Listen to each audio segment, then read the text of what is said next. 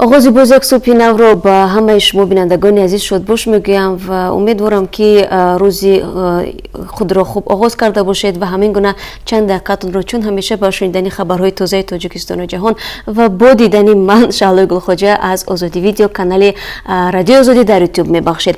امروز چهارشنبه 3 اپریل و سپاس میگم با یکایک شما که منتظر خبرهای ما میمونید هر صبح و روزتون رو با ما طور خود شما بعضیتون میگید آغاز میکنید. خب من قبل از اون که به خبرها رو بیارم نگاه میاندازیم یک جای با شما با وضع باد و هوای کشور، چون فکر میکنم باد و هوا نیز با کار و زندگی و نقشه های ما و شما بی تاثیر نیست. البته در پراگ آب و هواشناسان هوای کم ابر و گرم رو پیش بینی کردند. انتظار می رود که امروز روزانه حرارت به 20 درجه برسد. در مسکو سحر هوا آفتابی و 6 درجه خواهد بود، ولی در دوام روز هوای ابری و 8 درجه گرمی پیشگویی شده است. در دوشنبه هوای ابری پیش بینی شده است. روزانه حرارت هوا به 26 درجه می رسد، اما به گاهی روزی باران کوتاه مدت باریده حرارت سنج از 17 تا 23 درجه بالای صفر را نشان خواهد داد. ائتلاف ضد شکنجه در تاجیکستان از دادستانی کل خواسته است ماموران بازداشتگاهی را که در آن ایستاد قربان و قصد خودسوزی کرده بود به جوابگری جنایی بکشد. فعالان حقوق گفتند خادمان ملیسه ناحیه عینی ولایت سوخت جان این ساکن 68 ساله را در خطر گذاشتند، در حالی که به گفته آنها ایستاد قربان و در بازداشتگاه از جراحت سوختگی و فشار بلند اذیت میکشید، اما به جای بیمارستان به بازداشتگاه شهر استرافشان برده شد. دادستانی ناحیه عینی ولایت سوخت آخر ماه فوریه قرار کرد که نسبت به ماموران ملیسه پرونده جنایی باز نشود. مقامات گفتند ایدی بوی زیویف، سید علی اربابو و عبدالقادر غفورов برای خنک-نظری هنگام فعالیت از مقامات خود در شعبه امور داخلی ناحیه عینی برکنار شدند و ضرورت افتتاح پرونده نیست. ائتلاف ضد شکنجه میگوید با چنین قرار راضی نیست. گلنورا امین و وکیل مدافع از ائتلاف ضد شکنجه روز 2 اپریل به رادیو آزادی گفت به جای آنکه ایستاد قربان و را به بیمارخانه برند، همراه یک برادر شفقت دهانش را بسته به بازداشتگاه شهر استرافشان بردند. در آنجا میبینند که وضع سلامتی قربان و وزنین است، قبول نمیکنند، توصیه میدهند که به بیمارخانه برند. او را دوباره به ناحیه عینی برده تا بگاه نگاه داشتند. امیر و میگوید تا زمانی که وضع سلامتی ایستاد قربان و بد نشده است او را به بیمارستان نویوی نبردند. همه ما انسان هستیم، مگر با یک مادری که هنوز دادگاه گناهکاری یا بیگناهیش را معلوم نکرده است چنین رفتار درست است؟ سوال گذاشت وکیل مدافع. ایستاد قربان و ساکن 68 ساله ناحیه عینی روز 2 ینور امسال با اتهام غصب قطعه زمین دستگیر و به بازداشتگاه انتقال یافت، ولی قربان و با اهل عائله‌اش میگویند آن پاره زمین را خریدند و در یک حوله همراه 5 فرزند و بیش از 20 نبیره زندگی میکنند. هرچند قضیه ایستاد قربان و با واکنش‌های تند در جامعه تاجیکستان روبرو شد و خود او مشغول طبابت است، مقامات دامن او را سر ندادند. قرار است بررسی پرونده او در دادگاه شهر خوجند صورت بگیرد. مقامات او را برای اشغال خودسرانه قطعه زمین و قصداً نیست و نابود یا ویران کردن مال و ملک متهم میدانند. و بینندگان عزیز، اگر شما داشته باشید ما درباره ایستاد قربان و گزارش هم داشتیم و صحبت خود او نیز در آزادی ویدیو چاپ شده بود و شما میتوانید اگر خواستید در آزادی ویدیو بار دیگر صحبت او را تماشا کنید.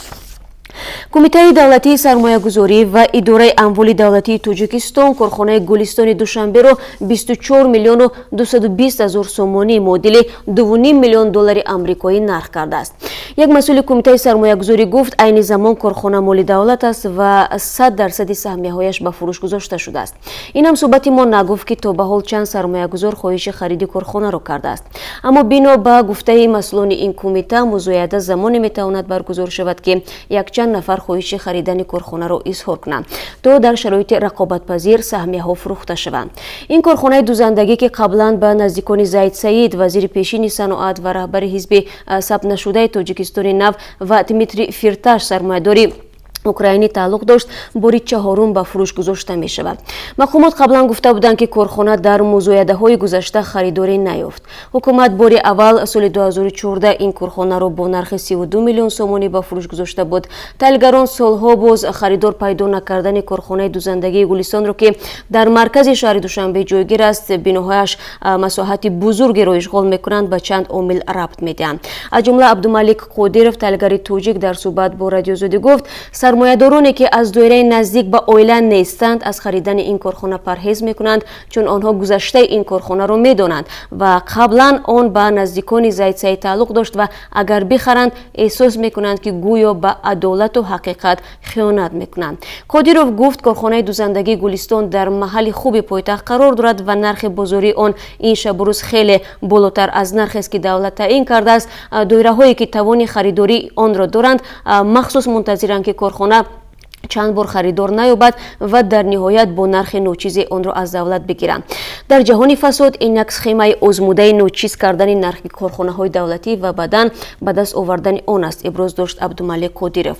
این تحلیلگر توجیک افزود سرمایه‌گذاران خارجی نیز برای خریدن کارخانه چندان میل ظاهر نمی‌کنند چون شرایط پیشبرد بیزنس خوب نیست و کفالت امنیت مالکیت در تاجیکستان تامین نمی‌باشد. کارخانه دوزندگی گلستان که در کوچه تهران دوشنبه جایگیر است و زمان مصادره شدند با دمیتری فرتاش طور در بالا گفتم میلیاردر اوکراینی و خانواده صاحبکاری زندانی زید سعید متعلق بود. این کارخانه شیمی جنس و کرته پختگی استحصال کرده محصولاتش را اساساً به کشورهای اروپا صادر میکرد. این کارخانه سال 2014 بعد دستگیر و زندانی شدن زید سعید با قرار دادگاه اقتصادی شهر دوشنبه به فایده دولت مصادره کرده است. بعد 6 هفته تظاهرات آسایشته مردم عبدالعزیز بوتفلیقه رئیس جمهوری الجزایر از مقامش استعفا داد.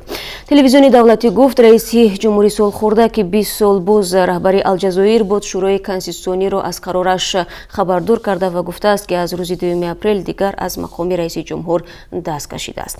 بیشتر از این فرمانده استادی مرکزی ارتش الجزایر خواست برای از مقام برکنار کردن عبدالعزیز بوتفلیقه چاره‌های فوری اندیشیده شود. او که 82 سال دارد بعد گرفتار شدن به سکته مغزی در سال 2013 در مظهر عام احیانا دیده میشد. عبدالعزیز بوتفلیقه پیشتر گفت که در انتخابات ماه اپریل دیگر بار شرکت میکند اما زیر فشار تظاهرات مردمی از این عزمش دست کشید. بر اساس قانون اساسی الجزایر در صورت از مقامش رفتن رئیس جمهور صلاحیت او را رئیس پالاتای بالایی پارلمان بر دوش میگیرد و تا 90 روز و یا زمان برگزاری انتخابات رئیس جمهوری موقت میماند. حالا این وظیفه بر دوش عبدالقادر بن صالح رئیس پالاتای بالایی پارلمان است. شام 2 اپریل صدها نفر از مردم به کوچه های پایتخت الجزایر آمده و از استعفای رئیس جمهور اظهار خرسندی کردند. خب بینندگان عزیز به هر یکی شما که همین لحظه ها به صحبت ما پیوستید باری دیگر درود میفرستم. شالوی خوجا هستم در خدمت شما عزیزان در این صبح بر وقت یعنی ساعت 7 با وقت بده و با خبرهای تازه از تاجیکستان جهان و می‌ندارم که ما رو تماشا دارید و امیدوارم که تا آخر صحبت ما رو همراهی خواهید کرد. من در آخر برای شما درباره قرب اسعار خارجی نیز خواهم گفت. در یک ترکیش اکادمی نظامی سنت پترزبورگ روسیه 3 نفر مجروح شدند. در این باره روز 2 اپریل وزارت دفاع این کشور خبر داد. ریا نووستی با تکیه به وزارت دفاع روسیه گفت که یک مواد ناشناس ترکنده روز 2 اپریل تخمینا ساعت 13:30 روز در داخل اتاق اکادمی مژایسکی انفجار شد. در گزارش‌ها گفته می شود که 3 نفر آسیب دیده کمک طبی دریافت کرده. به حیات آنها دیگر هیچ خطری موجود نیست. با تکیه به یک کارمند اضطراری ریا نووستی گزارش داد که ترکیش در اتاق واقع در آشیانه دوم اکادمی نظامی رخ داد و بعد آنکه زین پایه خراب شد تخمینا 20 نفر در داخل بنا موقتا درماندند. اینترفاکس با تکیه به یک کارمند خدمات طبی گفت که هر 3 نفری مجروح شده کادت یا شاگرد این مکتب بودند. در گزارش‌های قبلی گفته شد که در این حادثه 4 نفر مجروح شدند. اکادمی مژایسکی متخصصان ساحه هوانوردی روسیه و دیگر نظامی‌ها را آماده می‌کند. دادگاه وزیر کارهای خارجه ازبکستان عبدالعزیز کاملوف در جریان سفرش به کابل بار دیگر دعوت کرد که گفتگوهای صلح حکومت افغانستان و گروه طالبان در کشورش برگزار شوند. هیئت حکومت ازبکستان به رهبری کاتب شورای امنیت ویکتور محمود و وزیر امور خارجه عبدالعزیز کاملوف روز 31 مارس سفر کاری را به افغانستان انجام داد. پرزیدنت افغانستان اشرف غنی هیئت ازبکستان را به حضور پذیرفته جانب‌ها روند گفتگوهای صلح و مسائل اقتصادی مربوط به طرح‌های زیربنایی را بررسی کردند. جنوب ازبکستان از آمادگی افغانستان برای گفتگو با طالبان استقبال کرد. پرزیدنت افغانستان هم با هیئت ازبکستان برای انتخاب شهر سمرقند همچون مکان احتمالی برگزاری گفتگوها با طالبان مینداری بیان نمود. کومیلوف همچنین با مشاور امنیتی ملی افغانستان حمیدالله محیب ملاقات و مسائل امنیتی و مبارزه با تروریسم را بررسی کرد. هیئت ازبکستان از آمادگی کشور خود برای همکاری در روند صلح افغانستان خبر داد و گفت تاشکند کمک به بخش اقتصادی این کشور را ادامه خواهد داد. دادگاه نظامی حوزه قفقاز شمالی در رستاو لبیدون روز 2 اپریل سابق افسر وزارت دفاع روسیه دینیس خیساموف را برای شرکت در گروه ممنوع دولت اسلامی به 19 سال زندانی نظام سنگین محکوم کرد. خیساموف از جانب خادمان ریاست FSB در منطقه کراسنودار بازداشت شده بود. آژانس تاس گفت که خیساموف بر اساس مدت‌های تعلیم با هدف انجام فعالیت‌های تروریستی و شرکت در سازمانی که از جانب قانونگذاری روسیه تروریستی شناخته شده از گناهکار دانسته شد. در پرونده خیساموف آمده است که او اقرار شده است که سالهای 2015-2016 در 10 عملیات دولت اسلامی در خاک سوریه اشتراک کرده است. در یکی از این حمله ها هنگام غصب محله ارای 8 نفر کشته و 13 تن دیگر مجروح شد. خیساموف اعتراف کرده است که شخصا در کشتار 4 نفر دست دارد. در خبر گفته نمی شود که آیا در جریان دادگاه خیساموف به اتهامات وارده اقرار شده است و تا کجا به خلاصه های دادگاه راضی است.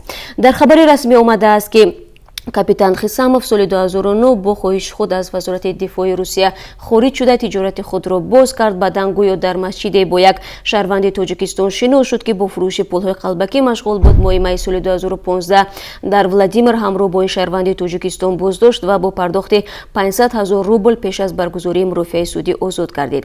ولی دکمبر سال 2015 به سوریه رفت. بر اساس اطلاع رسمی خیساموف را سال 2017 پلیس ترکیه بازداشت کرد و از بس که در دست شناسنامه شهروندی تاجیکستان را داشت به دوشنبه استرداد شد. مقامات گفتند که شناسنامه او تقلبی بود. بعداً تاجیکستان خیساموف را به روسیه تسلیم کرد. حکومت تاجیکستان با 3 شرکت دیگر را از پرداخت باج گمرکی و انداز هنگام وارد کردن مواد و اشیاءهای ساختمانی آزاد نمود. قراری حکومت تاجیکستان تحت رقم 101 3 شرکت آسایشگاه زمرد، شرکت روح‌افزا 2015 و دریا 2015 را در بر گرفت. این سند اول ماه مارس امضا شده روز 1 اپریل دسترسی رادیو آزادی گردید. در دایره قراری حکومت این شرکت ها حق دارند از خارج به تاجیکستان یک زمره مواد ساختمانی، جهاز آرایشی، منزل و از جمله بیش از 1300 عدد اونیتاز را بدون پرداخت باج گمرکی و انداز به کشور وارد کنند. در فهرست مواد و مسائل ساختمانی که از سوی حکومت تصدیق شده است شروع از کاشی فرش و دیوار، گل کاغذ در حجم زیاد، درها و رنگ‌های مالیدنی تا آرماتور و لامینات ذکر شده است. این شرکت‌هایی که از امتیاز دولت برخوردار شدند در ساحه توریسم و ساختمان فعالیت می‌کنند. در این سند گفته نشده است که با آزاد شدن این شرکت ها از این پرداخت ها بودجه کشور از چه مقدار مبلغ محروم میموند. اما وکیلان مجلس نمایندگان نهادی که طرح بودجه کشور را هر سال تصویب و دخل و خرج آن را نظارت میکنند میگویند امتیازهایی که حالا دولت برای صاحبکاران میدهد برای بنیاد انفراستراکچور ضروری سیاحی است و اگر حالا بودجه یک میدهد بعد چند سال 10 خواهد گرفت.